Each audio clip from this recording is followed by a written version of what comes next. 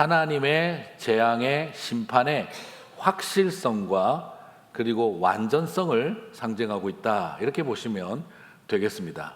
그러므로 3번씩이나 7심판 3세트를 경험한다는 뜻이 아니라 하나님의 명확한 심판은 완전하고 확실하게 있다 하는 것을 상징한다는 것이죠. 자, 그러면 오늘 이제 좀 주목해야 할 것이 있는데, 7번째 봉인을 떼고 첫 번째 나팔을 불게 되어지는 그 사이에 이 분수령이 있는데, 그것은 바로 성도의 기도를 의미하는 향로의 향연이 하나님께 온전히 올려드려지게 되고 남은 숯불을 땅에 쏟는 일이 일어나더라는 것이죠. 자, 계시록 8장 2절을 보시면 내가 보면 하나님 앞에 7천사가 서 있어 7나팔을 받았더라 했어요. 그러면 3절에 7천사가 나팔 불 준비를 하고 4절에 7천사가 나팔을 부는 게 순서적으로 맞죠. 그런데 2절에서 받았는데 6절에서 준비한다 그러고 7절에서 분다고 해요. 그러면 3절에서 5절 사이가 비어 있습니다. 그러면 3절과 5절 사이에는 어떤 일들이 있었는가, 이걸 조금 주의 깊게 볼 필요가 있겠어요. 계시록 8장 3절에서 5절입니다. 또 다른 천사가 와서 제단 곁에 서서 금향로를 가지고 많은 향을 받으니, 같이 읽겠습니다. 이는 모든 성도의 기도와 합하여 보좌 앞 금제단에 드리고자 함이라. 향연이 성도의 기도와 함께 천사의 손으로부터 하나님 앞으로 올라가는지라. 천사가 향로를 가지고 불을 담아다가 땅에 쏟음에 우레와 음성과 번개와 지진이 나더라. 아멘. 자, 여러분 여기서 보게 되면 금향로를 가지고 와서 향의 연기가 올라가고 그리고 기도가 드려지고 난 다음에 숯불을 쏟음에, 그때부터 나팔을 불면서 불심판이 시작이 되어져요. 자, 여러분 이게 왜 좀 이해하기 쉽게 좀 구약의 제사를 좀 이해할 필요가 있는데, 구약의 제사는 제단에다가 숯불을 태우죠, 그죠? 그러면 위에 양을 올려서 태워가지고 하나님 앞에 속죄제, 속건제를 드리는 거죠. 그러면 그 숯불을 모아서 향로에 넣어가지고 그 향로에 있는 숯불 위에다가 가루라든지 특별한 향이 나는 허브 같은 것들을 이렇게 뿌리면 그 향로에서 굉장히 좋은 향기가 나게 되어져요. 그럼 그걸 뭐라고 생각했냐 그러면 성도들의 기도를 뜻한다라고 생각했어요. 그래서 향로에 가루 같은 걸 뿌려서 향연이 올라오고 그 향기가 확 퍼지면 하나님이 우리의 기도를 향기로 받으셔서 다 받아주셨다, 이런 의미가 되죠. 그러고 나면 뭐가 남습니까? 숯불이 남죠, 그죠? 그 숯불을 어떻게 하냐 그러면 그 숯불을 들고 가서 그 성전 옆에 골짜기가 있는데 풀도 없는 골짜기에다가 숯불을 다 부어버려요. 그 재단에 있는 숯불도 부어버려요. 그러면 나무가 있으면 불 붙어버릴 것이고, 하도 숯불을 많이 부어서 그곳에는 그냥 아무 풀 한 폭이 자라지 않는 죽음의 땅이 되어버려서 거기에 차코를 와르르 부어버리는 거죠. 그럼 불덩어리들이 계속 굴러떨어져요. 그것을 흰놈의 골짜기다라고도 했고 게헨나라고도 표현을 하기도 했어요.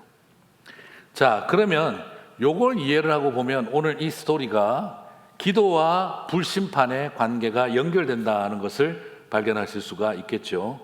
그래서 기도를 한 이후에 숯불을 쏟았다 하고 나서 7절부터 첫째 나팔 소리와 함께 땅과 수목이 불에 탔다라고 하고, 둘째 나팔 소리와 함께 산이 불타고 바다에 던져졌다라고 하고요, 셋째 나팔 소리와 함께 불타는 별이 하늘로부터 떨어지더라 하는 말이 나오고요, 넷째 나팔 소리와 함께 해와 달과 별들이 3분의 1의 타격을 받아 빛을 잃어버리더라 하는 이야기가 나오게 되었습니다. 그래서 우리는 여기서 성도들이 간절히 드린 기도 다음에 숯불을 쏟으면서 그 숯불이 이 세상을 향한 불심판의 통로가 된다는 걸 발견하게 되어집니다. 그렇다면 이것은 무엇을 의미하는 걸까요? 우리가 기도 잘해야 된다, 이 말입니다.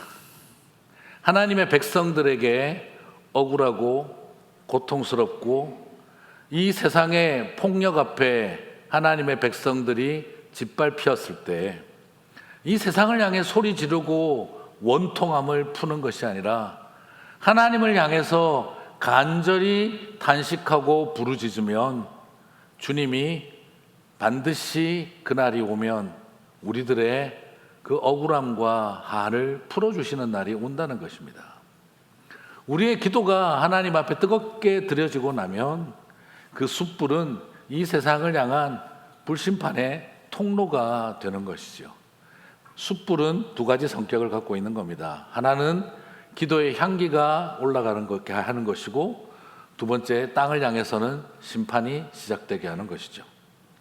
자, 이것은 결국 뭘 말하느냐? 여러분, 우리의 마음속에 탄식이 나오고 속 터지고 가슴 아프고 어디 가서 말해도 어느 누구도 들어주지 않고 아무리 마음 찢어지는 일이 있어도 말할 데도 없는 우리들에게 내가 너희들의 탄식과 부르짖음을 다 들을 것이고, 그리고 또한 너희들을 그렇게 억울하고 고통스럽게 만들었던 제국과 황제와 이 세상의 권력을 내가 반드시 불로써 심판하시리라 하는 하나님의 약속이 이 속에 있다는 것입니다. 사랑하는 성도 여러분, 사람을 향해 소리치지 마시고 주님을 향해 부르짖으시기를 바랍니다. 그럴 때 주님이 우리의 부르짖음을 다 들으시는 줄 믿습니다. 그래서 저는 믿음으로 먼저 선포하고 싶습니다. 일곱 나팔 소리는요, 억울한 하나님의 백성들의 눈물과 불타는 마음, 그리고 탄식과 부르짖음이 바로 일곱 나팔 소리가 될 줄 믿습니다. 여러분, 일곱 나팔이 뭘까요? 하나님이 뭐 아주 고급스러운 빵빠레나 그런 어떤 그 나팔을 가지고 소리를 크게 내어주는 것이 아닙니다. 저는 오히려 이렇게 말씀드리고 싶어요. 여러분의 탄식 소리, 여러분의 소리 없는 비명 소리, 여러분의 부르짖는 그 소리가 이 세상을 향해 울려 퍼지는 하나님의 나팔 소리가 되게 하실 줄 믿습니다. 그렇습니다. 이 땅을 살아가면서 우리에게 주님은 당신의 백성들이 가슴을 찢으며 가슴을 치며 가슴을 찢으며 한을 품으며 했던 그 모든 기도를 주님은 다 듣고 계시는 줄 믿습니다. 오늘 우리가 봤던 것처럼 계시록 6장 9절에서 11절에 지난번에 우리 말씀을 봤었죠. 자신의 가진 증거를 인하여 죽임당한 순교한 증인들이 하나님 앞에 기도하잖아요. 땅에 재림하셔서 심판하여 주십시오. 우리들의 피를 신원하여 주지를 아니하시기를 어느 때까지 하시렵니까? 라고 강력하게 주님의 공의, 주님의 심판을 구하는 하나님의 백성들의 그 기도를 향해 주님은 기다려달라고 이야기를 하세요. 기다려라. 너희들의 동무들의 종의 수가 차기까지 기다려라 라고 했어요. 그리고 난 다음에 주님은 오늘 8장에서 비록 기다리라고 말씀은 하셨지만, 그러나 너희들의 그 기다림의 끝에서 반드시 그 기도에 내가 응답할 날이 올 거라는 것을 오늘 이 나팔 이야기를 통해 보여주고 계신 것이죠. 그런데 하필이면 왜 이게 불심판하고 또 연결이 될까요? 오늘 이 이야기는 민수기 16장의 배경과 또 연관이 되어집니다. 민수기 16장을 보면은 그때 레위 지파 족장들이 그 고라 사람, 그 고라와 다단과 온이 일종의 당을 짓고, 그리고 유력한 지휘관, 중간 지휘자들 한 250명을 자기 편으로 포섭을 해서 모세와 아론을 향해 반역을 했습니다. 모세와 아론을 향해서 다가와서 그렇게 말합니다. 니네들에게, 모세, 아론, 당신들에게 이 직분은 너무 분수에 넘친다. 왜 니네들만 다 하고 있냐? 우리도 거룩한 사람이야. 우리도 레위 지파 사람들이야. 우리도 성전 예배 얼마든지 인도할 수 있어. 우리도 거룩한 사람들이야. 이건 전부 다 너희들이 왕이 되려고 음모를 꾸미고 있는 거야. 말 그대로 모세와 아론에게는 굉장히 황당한 일이 일어났습니다. 자기들도 너네들처럼 할 수 있다. 그 자리 왜 니네들만 차지하냐? 니네들은 분수에 넘치게 지금 특권을 누리고 있다. 이거 거기다가 말도 안 되는 음모까지 내세웁니다. 너희들이 왕이 되려고 작당을 한 것이야 라고 사실이 아닌 것을 왜곡하고, 그리고 자기들도 같이 소위 말해서 나도 한자리하게 해달라, 그리고 너희들은 이제 물러나라 하는 싸움을 사람들 250명을 데리고 와서 힘으로 누르려고 했던 것이죠. 하나님이 누구를 세우셨는지, 모세와 아론을 세우셨는지, 아니면 고라와 다단과 오온을 세우셨는지, 너희들을 세우셨는지, 하나님이 우리의 기도에 응답하시는지 아니면 너희들의 기도에 응답하시는지 하나님 앞에 한번 물어보자. 우리끼리 이야기해봐야 소용없지 않겠냐. 250개의 향로를 놓고 거기다가 숯불을 넣고 그리고 또한 향을 뿌리면서 누구의 기도를 받으시고 그리고 또한 누구를 기름 부어 세웠는지를 확인하자고 했었을 때 모세와 아론의 향로는 하나님이 받으셨고 250명의 피운 향로에서는 향연이 나온 게 아니라 오히려 불이 일어나서 그들을 삼켰다라고 했습니다. 자신들을 절망으로 몰아간 것이죠. 민수기 16장 35절 여호와께로부터 불이 나와서 분향하는 250명을 불살랐더라. 기도의 향로는 때로는 우리들에게 굉장히 큰 도전을 주고 있습니다. 하나님이 받으시는 것이 될 수도 있지만 하나님이 받으시는 불이 아니라 그것이 우리를 삼키는 불이 될 수 있다는 것. 내 마음속에 사실을 왜곡하고 거짓의 네트워크를 만들고 그리고 악한 일에 선동을 하게 될 경우 그것은 하나님 앞에 아무리 종교적 형식을 갖추어도 그것은 주님이 기뻐 받으시는 기도의 향연이 아니라 주님이 심판하시는 심판의 불이 될 수 있다는 것을 보여준 것이 바로 민수기 16장의 사건이었던 것이죠. 이 두 가지가 우리들에게 명확하게 보여주고 있는 것은 무엇입니까? 그것은 바로 하나님의 심판은 럭비공처럼 어디로 튈지 모르는 심술궂은 장난 같은 것이 하나님의 심판이 아니라는 것입니다. 오히려 자신들이 가지고 있는 권력을 얻으려고 권력과 힘을 얻으려고 세를 동원하는 사람들에게 향한 하나님의 심판이고 권력과 힘과 세력을 가지고 끊임없이 하나님의 백성들을 핍박하고 억울한 죽음으로 내어 몰아가는 사람들, 음모로 가득 찬 세상을 향해 주님은 그런 종교적 외식을 향해 그리고 이 세상의 악한 권력을 향해 주님은 오히려 당신의 백성을 지키시고 보호하신다는 것을 보여주고 있다는 것이죠. 그렇습니다. 때리면 맞고 밟으면 밟히고 뺏으면 뺏겨야 하는 힘없는 사람들에게 어떤 차별을 당하고 어떤 외로움 속에 있다 할지라도 하나님은 그것을 결코 그냥 넘어가지 않으신다는 것이죠. 저는 그런 이야기를 합니다. 하나님이 어떻게 그런 복수를 하냐. 신은 그렇게 복수하면 안 되지. 근데 저는요, 우리 하나님이 복수할 땐 딱 하나밖에 없습니다. 자기 스스로를 지킬 수 없고, 자기 스스로를 변론할 수 없고, 자기 스스로 억울함을 말할 수 없는 사람들을 위해서 주님은 반드시 공의를 드러내십니다. 저는 아무 색깔 없는 하나님을 말하고 싶지 않습니다.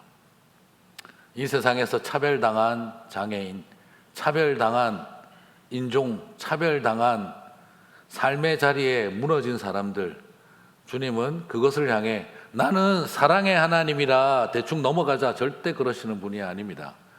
그들을 서럽고 억울하고 절망하게 만든 것에 대해서 주님은 그 소리 없는 비명의 기도를 기억하시고 불로 쏟아버리시는 분이십니다.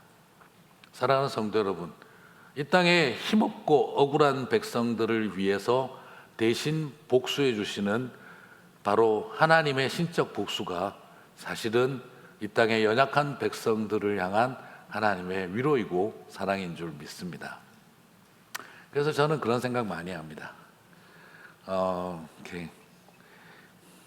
참 보면 그래서 성경은 고아와 과부와 장애인과 소외된 사람들을 함부로 대하는 이들을 향해 하나님이 반드시 복수하신다 하는 것을 저는 그것이 어떻게 신이 복수를 해?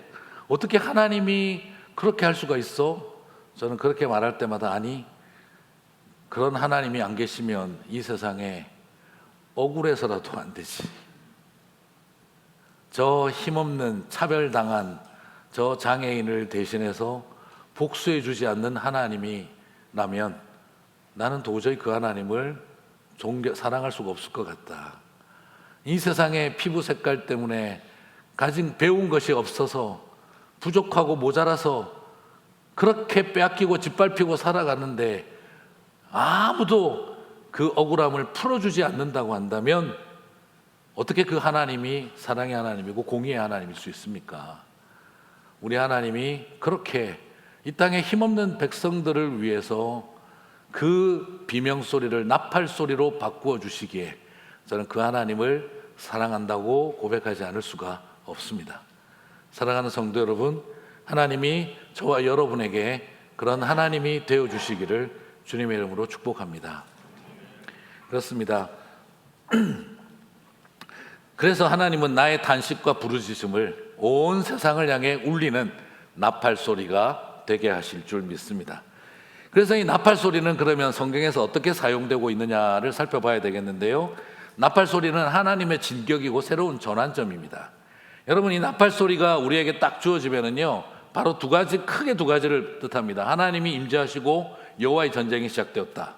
그리고 하나님이 나팔 소리가 들리면 이제 온 백성들은 떨고 두려워하며 그날을 두려워하라. 그리고 하나님의 해방의 날이 시작되었다. 이걸 뜻해요.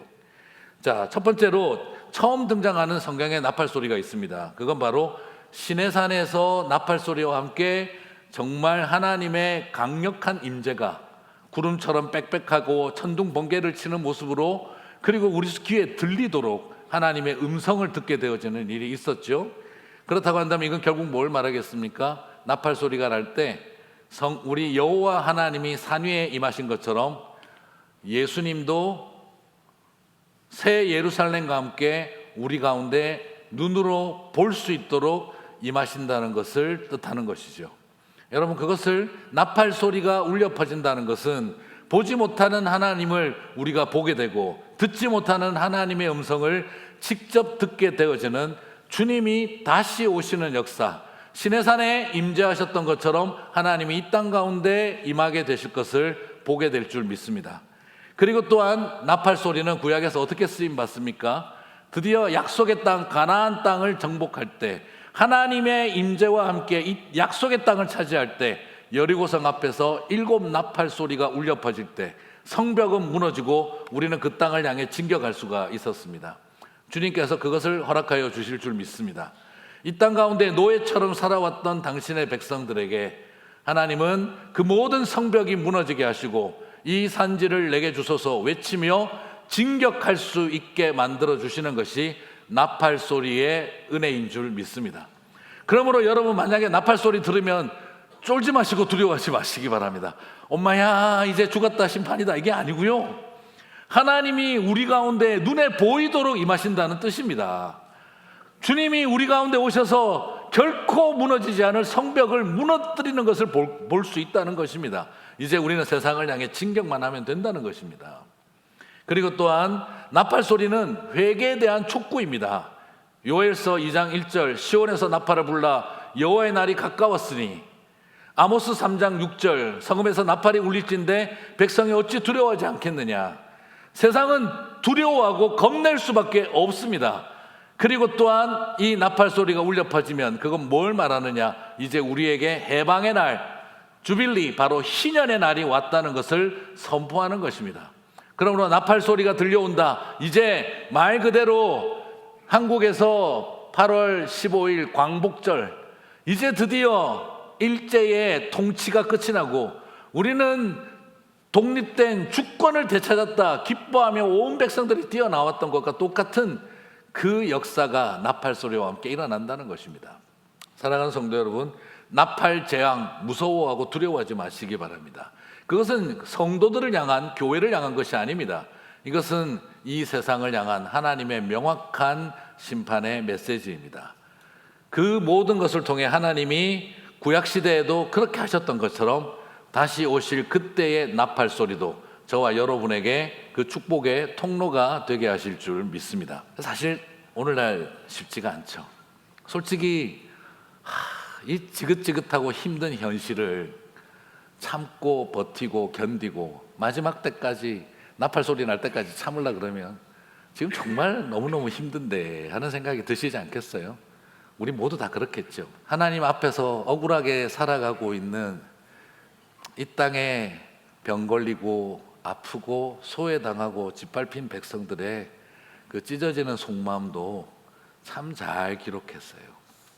저는 찬양을 인도하는 아삽이 어떻게 이렇게 자기 안에 있었던 그 힘들었던 마음을, 악인들은 죽을 때도 안 아프고 형통하고 윤기가 쫙쫙 흐르고 신수도 좋고 정결한 마음으로 하나님 바라보고 기도하고 섬기고 순종하고 살아온 나는 왜 이렇게 병 걸리고 상처받고 쫓겨나고 짓밟히며 살아가는 걸까? 허사였던가 하는 이 답답한 마음이 어쩌면 우리 모두가 갖고 있는 마음이기도 하고, 또 아삽이 우리를 위해서 말씀에 이걸 기록해 놓은 걸 보게 됩니다. 어쩌면 주님이 누구보다도 저와 여러분의 마음을 잘 아시는 줄 믿습니다. 그렇습니다. 그러다 보면 우리 어떤 생각 들어요? 아우, 나도 그냥 막 오늘부터 나 삐뚤어질 거야. 나 이제부터 흑화할 거야. 나도 이제 막 살아버릴 거야. 나도 저 인간들처럼 살아버릴 거야. 우리의 마음에 막 그런 생각이 들 겁니다. 아삽도 그런 마음이 들었나 봐요. 시편 73편 15절처럼 나도 모지고 독하게 살고 싶었나 봐요. 나도 그들처럼 살아야지 하고 말했다면 나는 주님의 자녀들을 배신하는 일을 하였을 것입니다. 아삽도 저 마음이 있었던 거예요. 나도 저들처럼 살아버리고 싶다. 삐뚤어지고 막 나가고 악해지고 모질어지고 독해지고 싶다. 그래도 다 잘 돌아가더만 뭘 순결한 마음, 순결한 손, 무슨 다 소용이 있다고. 하나님의 나라를 위한 헌신 다 필요 없다. 막 그런 마음이 아삽도 들었던 것이죠. 그런데 그는 말합니다. 나는 주님의 자녀들을 배신하는 일을 하지 않고 싶었기 때문이라고 이야기를 합니다. 근데 여기서 참 인상적인 것은요, 보통 저렇게 했으면 나는 주님을 배신하는 일을, 이렇게 가는 게 정상이거든요. 그런데 주님의 자녀들을 배신하는 일을 하지 않았다라고 해요. 이게 무슨 뜻일까요? 여러분, 솔직히 나도 그들처럼 살고 싶다는 마음이 들었다면 누구를 배신한 겁니까 벌써? 예, 주님을 배신한 마음이에요. 그런데 주님을 배신한 마음인데 그래도 마지막에 하나 더 붙잡아 준 게 있어요. 그게 뭐죠? 같은 동역자들은 버릴 수가 없다 하는 거죠. 여러분, 이게 무슨 말이냐 그러면, 저 가끔씩 그런 생각이 들 때가 있어요. 우리가 사고 치면 하나님이 해결해 주세요. 그런데 우리가 살다 보면 어떤 느낌이 드냐면, 주님 죄송합니다, 하나님이 실수하신 것 같은데 우리가 해결해야 될 때가 있어요. 목사님이 큰일 날 소리를 하시는구나 이렇게 생각하실 수 있겠는데, 주님 죄송합니다, 한 번 더. 네. 하나님이 사고 치신 것 같을 때 우리가 해결해야 될 때도 없잖아 있어요. 아니, 저렇게 열심히 저렇게 깨끗하고 아름답게 살아온 분이 왜 저런 고생을 하고 왜 이 꼴을 당하는 게 하나님 실수하신 겁니다. 여러분, 그런 생각 안 드세요? 저만 갑자기 쓰레기가 된 느낌이 막 그런 생각이 막 밀려올 때가 있어요. 하나님, 어떻게 이런 분들이 이런 꼴을 당하고 이런 고생을 해야 됩니까? 이거 하나님 실수하신 거 아니세요? 막 그럴 때가 있어요. 그런데 저도 그 마음 들 때가 있거든요. 하나님 분명히 실수하신 것 같다. 그런데 그때 하나님 배신하고 싶은데 하나님을 못 떠날 때가 있는 게, 하나님 때문이 아니라 옆에서 이런 나를 붙들고 울어주는 믿음의 형제 자매들이 있을 때 그걸 못 벗어버릴 때가 있어요. 사람한테 배신당했을 때는 하나님이 나를 붙들어 주시고, 왠지 하나님한테 버림받았다고 생각이 들 때는 믿음의 형제 자매들이 붙잡아 주는 거예요. 그때 하나님은 미운데 나를 붙들어 주는 형제 자매들 때문에 못 떠나겠다, 못 버리겠다 할 때가 있어요. 여러분, 그럴 때가 없으신가요? 오늘 아삽은 그 이야기를 하고 있어요. 그죠? 우리 장로님, 권사님 다 그럴 때 있으시죠? 하나님한테 너무 섭섭해 죽겠는데 이제는 가서 찬송 시간에 나 입 다물고 내가 찬송하는 거 봐라, 니들 기도 막 통성기도 하는 거 봐라, 내가 막 이러고 왔는데 옆에 나를 붙들고 같이 울어주는 믿음의 형제 자매들이 탁 잡아주면 그것 때문에 뭐 더 이상 하나님을 부정할 수 없을 때가 있죠. 참 신기합니다. 사람한테 실망하고 좌절했을 때 하나님이 나를 붙들어 주시고, 때로는 인간적으로 하나님한테 버림받았다고 생각이 들 때 믿음의 형제 자매들이 다 붙잡아 주잖아요. 저도 그런 생각이 들 때가 참 많습니다. 내가 우리 성도들을 배신할 수는 없지. 내가 우리 장로님들을 배신하면 안 되지. 내가 우리 권사님들 배신하면 안 되지. 내가 우리 목사님들 내가 배신하면 안 되지. 그 마음이 때로는 힘들 때 붙들게 하는 능력이더라는 거죠. 사랑하는 성도 여러분, 우리 지키고 견디기 힘드시죠?